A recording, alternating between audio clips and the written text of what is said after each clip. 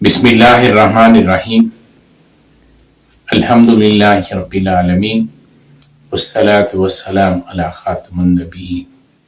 نبی محتشم صلی اللہ علیہ وسلم کس شان سے سفر فرماتے، کس دن سے سفر کا آغاز کرتے، عازم سفر ہوتے تو کیا رب تعالیٰ سے فرماتے، سفر میں شب آ جاتی تو آپ کیا کرتے، سفر میں سحر کیسے فرماتے، سفر میں اگر کسی کمزور یا سواری کے بغیر کسی کو دیکھتے تو کیا کرتے، سفر میں اپنے وفود کیسے روانہ فرماتے، جو وفود آپ نے سفر میں روانہ کیے ہوتے، واپسی پر ان کا استقبال کیسے فرماتے، سفر میں روانہ ہونے سے پہلے سب سے آخری ملاقات کس سے فرماتے، سفر سے واپسی پر سب سے پہلی ملاقات کس سے فرماتے۔ ان ویڈیو میں ہم اس کا تذکرہ کریں گے۔ سفر پر جانے والوں کو الوداع کہنا۔ حضرت معاذ بن جبل رضی اللہ عنہ فرماتے ہیں کہ نبی محتشم صلی اللہ علیہ وسلم نے انہیں یمن کے لیے روانہ کیا تو آپ صلی اللہ علیہ وسلم ان کے ہمراہ ان کو رخصت کرنے کے لیے پیدل چلتے رہے، جبکہ حضرت معاذ سواری پر تھے اور آپ صلی اللہ علیہ وسلم حضرت معاذ کو نصیحتیں فرما رہے تھے۔ آپ نے فرمایا، میں تمہارا دین اور خاتمہ اللہ تبارک تعالیٰ کے سپرد کرتا ہوں۔ حضرت ابو ہریرہ رضی اللہ عنہ سے روایت ہے، وہ فرماتے ہیں کہ نبی کریم صلی اللہ علیہ وسلم نے مجھے سفر پر روانہ کرتے ہوئے فرمایا، استعودک اللہ تضیع وداع۔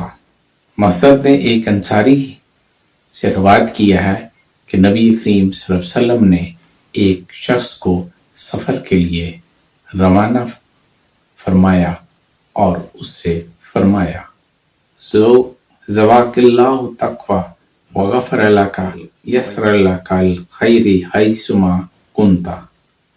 حضرت قتادہ رضی اللہ عنہ سے روایت ہے، وہ فرماتے ہیں کہ جب حضور صلی اللہ علیہ وسلم نے مجھے کسی قوم کی طرف عمل بنا کے بھیجا تو میں نے آپ صلی اللہ علیہ وسلم کا دست اقدس تھام لیا۔ آپ صلی اللہ علیہ وسلم نے فرمایا، اللہ تعالیٰ تقوی کو تیرا اوڑھنا بنائے، تیرے گناہ معاف کرے، تو جہاں بھی رخ کرے تیرا رخ بھلائی کی طرف کرے۔ حضرت ابن عمر رضی اللہ عنہ سے روایت ہے، وہ فرماتے ہیں کہ نبی محتشم صلی اللہ علیہ وسلم کی خدمت اقدس میں ایک غلام حاضر ہوا اور اس نے عرض کیا کہ رسول محترم صلی اللہ علیہ وسلم، میں حج پر جانا چاہتا ہوں۔ آپ صلی اللہ علیہ وسلم کچھ دیر اس کے ساتھ چلے۔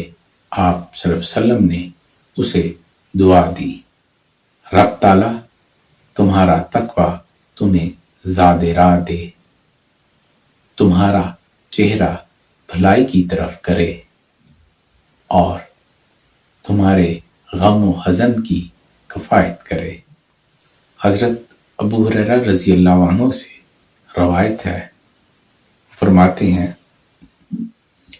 ایک شخص بارگاہ رسالت میں آپ میں حاضر ہوا، اس نے عرض کیا کہ رسول محترم صلی اللہ علیہ وسلم مجھے وصیت کریں۔ آپ صلی اللہ علیہ وسلم نے اسے فرمایا، خوف الہی کو پکڑو، ہر بلند جگہ پر اللہ اکبر کہو۔ جب وہ شخص جانے لگا تو آپ صلی اللہ علیہ وسلم نے اسے دعا دی، مولا اس کے بعد کو لپیٹ دے اور اس کا سفر اس کے لیے آسان فرما دے۔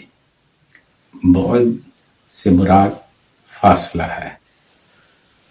وما توفیقی الا باللہ۔